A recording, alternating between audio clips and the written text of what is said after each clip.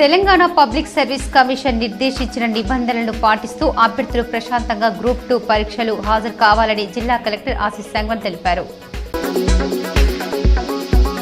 ఏర్గట్ల మండల కేంద్రంలోని అయ్యప్ప స్వామివారి దేవాలయంలో గురుస్వామి రాములుగౌడ్ 18వ పడిపూజ గురుస్వామి నారికేల వృక్ష గురు వందన పూజ అంగరంగ వైభవంగా నిర్వహించారు. మహిళా శక్తి కార్యక్రమంలో భాగంగా సంఘాల్లో లేని వారికి సంఘంలో చేర్పించాలని నిజామాబాద్ డిఆర్డీఓ సాయగౌడ్ సూచించారు. బోధన్ పట్టణంలో టాస్క్ ఫోర్స్ అధికారులు భారీగా ఆల్కోజోలు పట్టుకున్నారు. ఎడపల్లి ప్రభుత్వ పాఠశాలలో సీఎం కప్ మండల స్థాయి క్రీడలు ఎంఈఓ స్థాయిలో ప్రారంభించారు. సాలూరా క్యాంపులో జరిగిన రోడ్డు ప్రమాదంలో ఒకరు అక్కడికక్కడే మృతి చెందారు.